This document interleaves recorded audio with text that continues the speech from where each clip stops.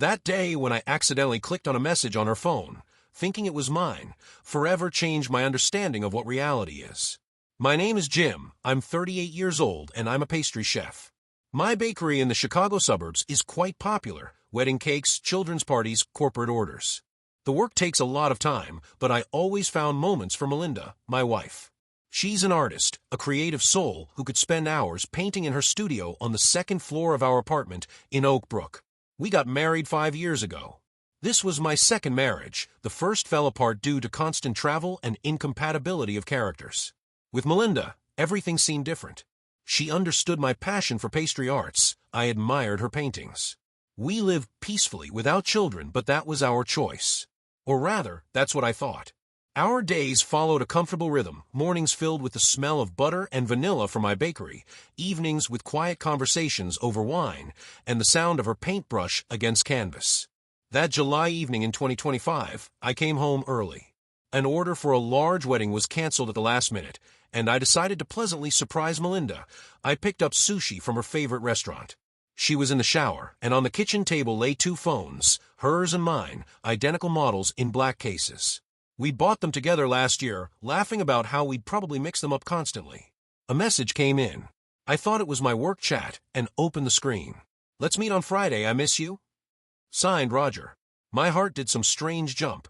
I started scrolling through the correspondence, and every word was like a knife stab. Photos in robes by the pool.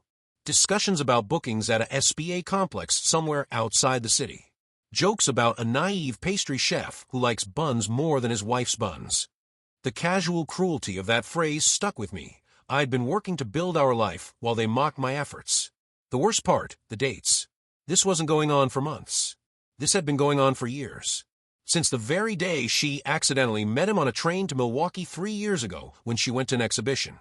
I remembered her coming home that day, animated and excited, talking about the art she'd seen and the interesting people she'd met.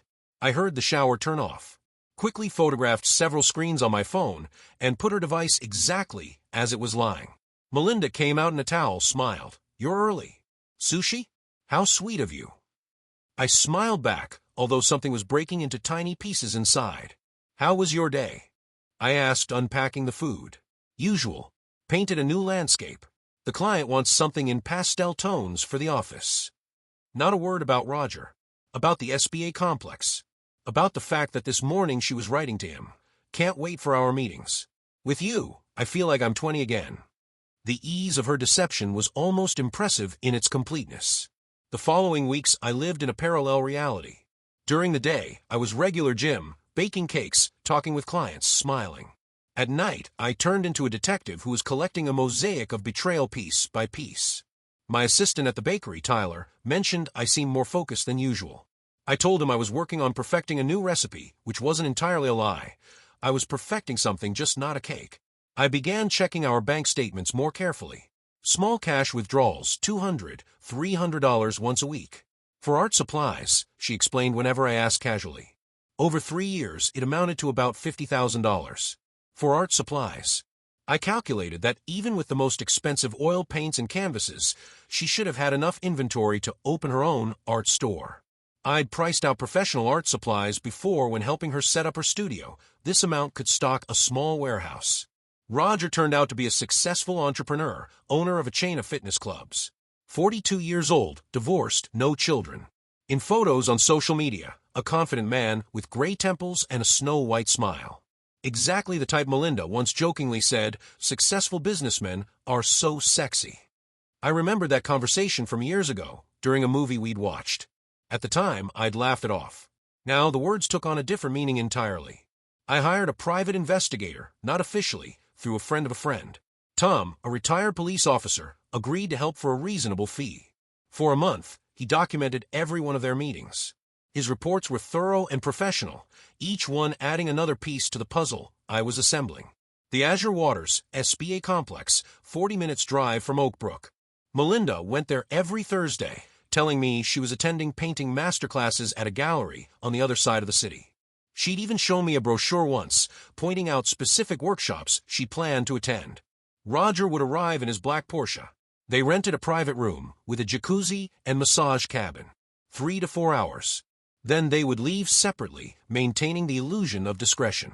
Tom took photos, entrance, exit, kisses by the car. Nothing indecent but eloquent enough. He compiled everything into a detailed dossier with timestamps and locations. His work was meticulous, professional, exactly what I needed. During this time, I tried to behave as naturally as possible at home.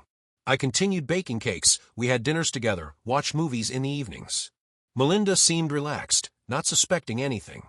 Sometimes she would hug me on the couch and say, "You're such a good husband, Jim. I'm lucky to have you." Each such phrase was like acid on an open wound.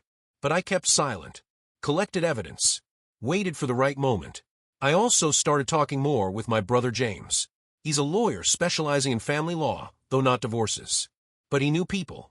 He recommended Daphne, a divorce attorney with an excellent reputation. Her office was downtown in one of those glass towers that reflected the Chicago skyline.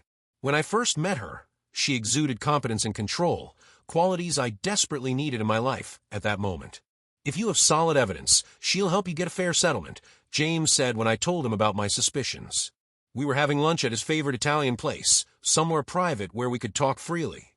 He'd lowered his voice despite the busy restaurant around us. I didn't tell him details yet. Just said that I suspected Melinda of infidelity and wanted to be prepared.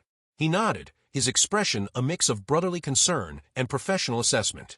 He'd been through his own difficult divorce years ago, so he understood the emotional weight of what I was facing. One evening, when Melinda was supposedly at another master class, I followed her. Kept my distance, drove carefully so she wouldn't notice.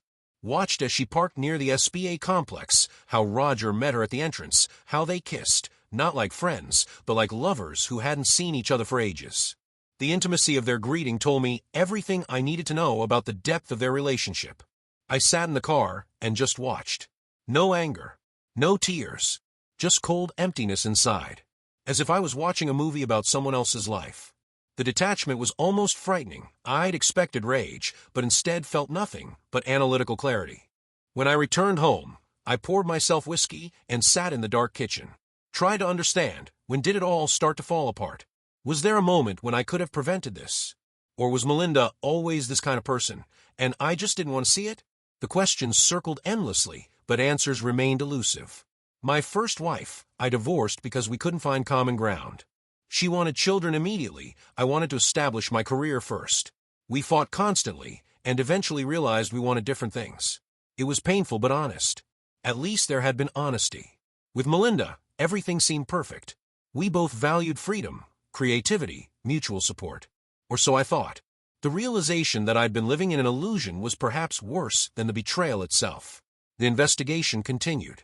Tom discovered that Roger and Melinda not only met at the SBA, but also sometimes spent weekends at a hotel in downtown Chicago. She told me she was going to art conferences or exhibitions. In reality, 2 days of passion with her lover. I remember those weekends clearly, calling her each evening, wishing her well, with her net working, hearing her enthusiastic descriptions of gallery openings she'd never attended. I found hotel receipts in her email. She was careless, didn't even hide traces well. Expensive rooms at the Peninsula, room service charges for champagne and late dinners, spa treatments. All paid from our joint account. The financial betrayal somehow felt even more insulting than the physical one. She was using my money to fund her affair. My revenge matured slowly, like good cake dough that needs time to rise properly. I couldn't just leave her. That would be too easy. I wanted her to feel what I felt: betrayal, humiliation, loss.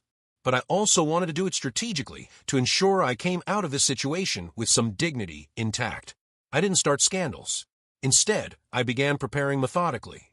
I withdrew $30,000 in cash from our savings account. This was my savings from my first marriage that I had contributed to the family budget. Money I'd earned before I ever met Melinda. Gave the money to my brother James for safekeeping. Officially, for opening a second bakery, but actually to protect it from possible claims during the divorce proceedings. Then I called Daphne, the lawyer. We met at her office on a gray Tuesday afternoon. I showed her all the evidence: Tom's photographs, the correspondence I'd photographed, bank statements highlighting the suspicious withdrawals, hotel receipts. She spread everything across her mahogany desk, examining each piece carefully.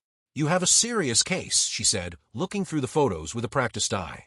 "Systematic betrayal documented, plus misuse of joint funds. You can count on a fair distribution." More than fair, actually, given the circumstances. I want more than justice, I replied. The words came out harder than I'd intended. I want her to understand what she lost. Daphne leaned back in her chair, studying me. I understand the sentiment. But let me give you some professional advice. The best revenge is living well. However, if you want to make a statement, we can certainly arrange that. Her slight smile suggested she had some ideas about how to make that happen. The plan was simple yet brilliant. I started hinting to Melinda that I wanted to throw a big party to celebrate our 5th wedding anniversary. At first, she resisted, saying it seemed excessive, that we should keep things intimate. But I insisted, playing the role of devoted husband perfectly. We deserve a celebration. Let's invite all our friends, your colleagues from the art studio, my clients. I want to show everyone how proud I am of you. I delivered the lines with practiced sincerity, watching her face carefully for any sign of guilt or hesitation. She agreed, probably feeling guilty. Or just so, I would leave her alone and stop pushing the idea.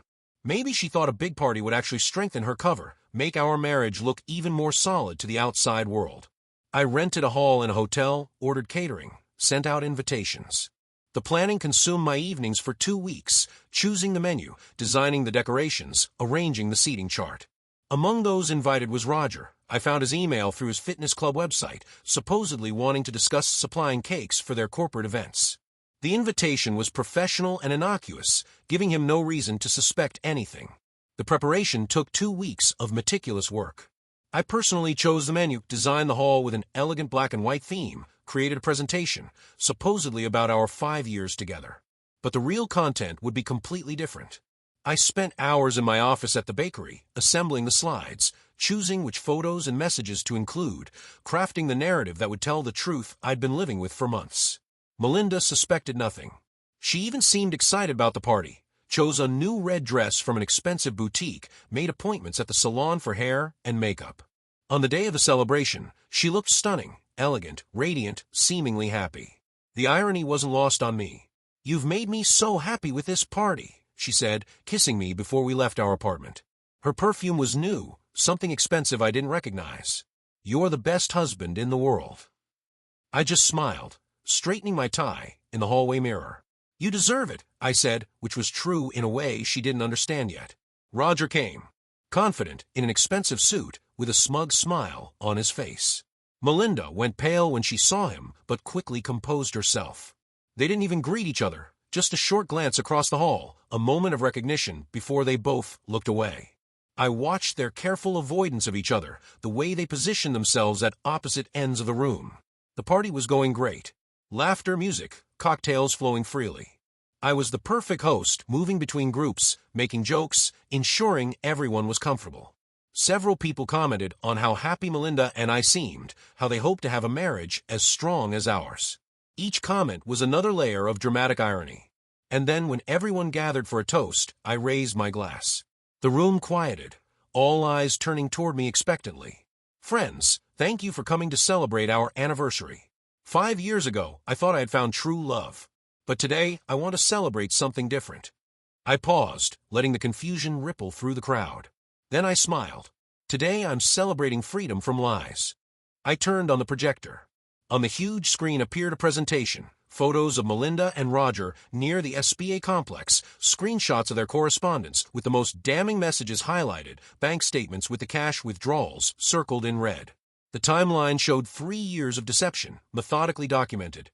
"This is how my wife spent her time, while I worked to provide for both of us. 3 years. $50,000 of our money. And by the way, Roger," I turned to the stunned man who'd frozen with his drink halfway to his mouth, "thanks for coming. Now all your clients and partners know what kind of person you really are." Absolute silence fell over the hall. Then an explosion of noise, indignation, whispers, gasps, even nervous laughter from someone who didn't know how else to react.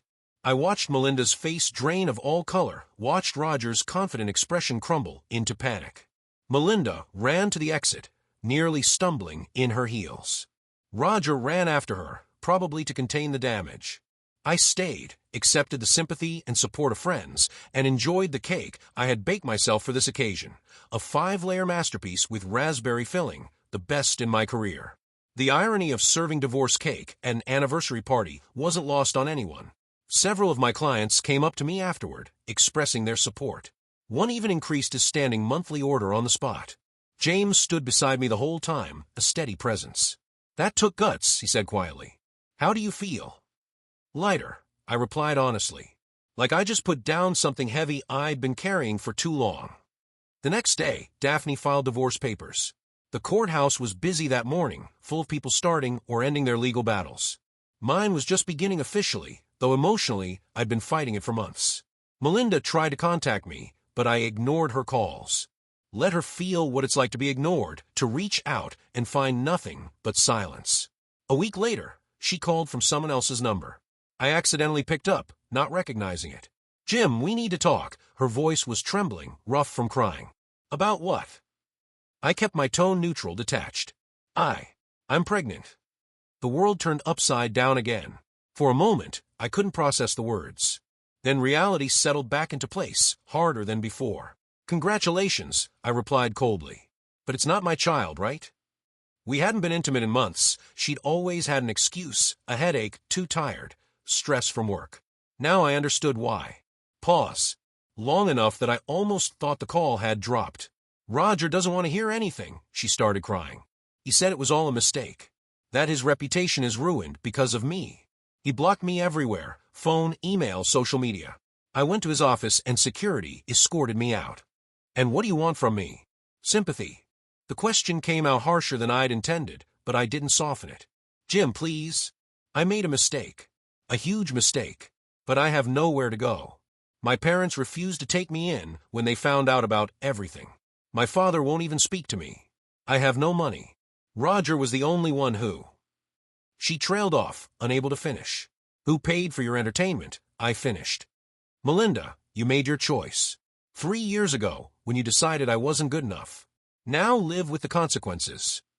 I hung up, my hand surprisingly steady. Tyler was in the bakery kitchen when I came in, working on a wedding cake order. He looked up, read something in my expression, and wisely said nothing. I put on my apron and went to work, losing myself in the familiar rhythm of measuring and mixing. Over the following weeks, details of what happened continued to emerge. Tom kept me informed, not because I asked, but because he felt invested in the story, called it the most dramatic case he'd worked in his retirement. His updates were oddly comforting, proof that consequences were real and immediate. Roger's fitness club business started suffering. Several corporate clients canceled their contracts, not wanting to be associated with the scandal. The story had spread through social media, picked up by local gossip blogs, even mentioned in a business ethics column. His partners began distancing themselves, removing his name from promotional materials. One of the clubs even had to close due to loss of revenue, its members transferring to competitor gyms. Melinda tried to return to her parents' house in a small town in Wisconsin. She drove there with whatever possessions she'd packed, hoping family would provide shelter. But they refused to see her. Her father, a conservative man who valued family honor, considered her behavior unforgivable. Her mother called me once, apologizing for her daughter and saying they supported my decision, that they were ashamed. The divorce process lasted 3 months. I didn't claim astronomical sums, but thanks to the documented betrayal and misuse of funds, the court recognized my demands as fair. Melinda received the minimum, part of the apartment's value, which we were forced to sell, and nothing more. Her lawyer tried various arguments, but Tom's evidence left no room for interpretation. During the trial, her lawyer tried to argue that the cash withdrawals were indeed for art supplies, and that the meetings with Roger were just friendship that went too far. The judge wasn't impressed. Tom's photos and correspondence left no room for doubt. The timeline alone was damning, 3 years of systematic deception. On the day the divorce was finalized, I felt strange emptiness. Not joy, not sadness, just relief that this chapter of my life was closed. The judge signed the papers, and I walked out of the courthouse into bright autumn sunshine. James met me on the steps, and we went for lunch without talking about the morning's proceedings. Melinda tried to find support from Roger, even came to his office building. But he called security.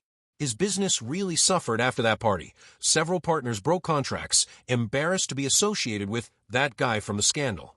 The story had become local legend, a cautionary tale about hubris and consequences. She found a studio apartment somewhere on the outskirts, got a job at an art supply store. The pregnancy progressed, and she had to ask for help from social services. I learned about this from Tom, who out of curiosity continued to follow the situation. His updates became less frequent, and I found myself caring less each time. And me?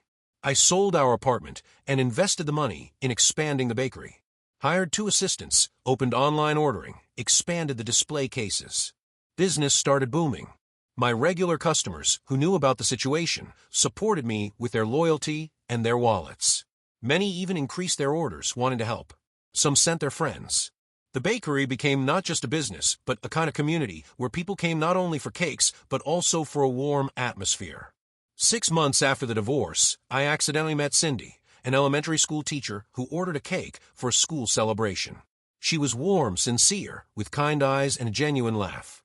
We started talking while I decorated the cake, her questions about flavors turning into a longer conversation about teaching and baking. She came back the next week for coffee at the small counter I'd installed, and we talked for 2 hours. Cindy knew my whole story. I told her on our 3rd date, wanting honesty from start. And she accepted me as I was, with scars, mistrust, fear of being deceived again. Not all people are like that, she told me one evening when we were sitting on the roof of the bakery building, watching the city lights. Your story with Melinda is a lesson, but it's not a sentence. I slowly learned to trust again. Cindy was patient. She didn't push, didn't demand declarations of love or promises. She was just there, stable, honest, real. Her consistency was healing in ways I hadn't expected. We started spending more time together. She helped me at the bakery on weekends, learning to pipe frosting while her students' parents picked up orders. I attended school events where she taught, watched her interact with children with endless patience. Her students loved my cakes, and I loved watching how kindly she treated each child. A year passed. My bakery became one of the most popular in the area. Cindy moved in with me into a new apartment I'd rented near the shop. We talked about the future, maybe children, maybe a wedding. Without rushing, just enjoying what we had. The contrast with my previous marriage was stark. Where Melinda had been secretive, Cindy was open. Where Melinda had been selfish, Cindy was giving. One day James called. You won't believe who I saw today. Who? I was decorating a birthday cake, phone on speaker. Melinda, working as a cashier at a supermarket, with a baby in a stroller nearby. His voice carried no judgment, just observation. I felt nothing. Neither satisfaction from her fall, nor sympathy. Just emptiness in the place where there once was something I called love. The indifference was complete. She tried to talk to me, James continued. Asked about you. I said you were happy and asked not to bother our family anymore. Thank you, I replied, adding final touches to the sugar flowers. That evening, I told Cindy about this call. She hugged me. Do you feel sorry for her? I thought about it honestly. No. She made a choice. Betrayed not only me but herself. Built a life on lies, and it crumbled. It's not my fault, and not my responsibility. You've become stronger, Cindy smiled. I've become a realist, I corrected. And you know what? I'm grateful for everything that happened. Because if not for that betrayal, I would still be living in a fake world, not knowing what real feelings are. We kissed, and I understood. My revenge wasn't in Melinda's public humiliation, not in money or divorce. My revenge was my happiness. That real life I built from ruins. Time passed. Roger never fully restored his reputation. He had to sell some fitness clubs.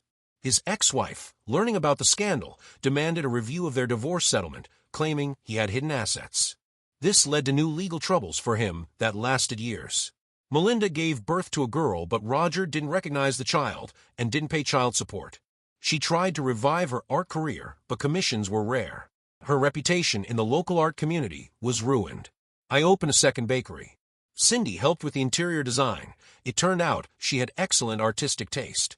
We became a team in every sense. When our son was born, I held him in my arms and thought about how amazing life is. How it can break you into pieces and then put you back together but stronger. Cindy and I got married in a quiet ceremony, just close friends and family. No big party, no drama. Just love and sincerity. On our wedding day, James came up to me. You deserve this happiness, brother. And I believed him. Melinda remained in the past, as a lesson, as a reminder that genuine connection matters more than appearances. And me? My life became real. And that was the best revenge I could imagine.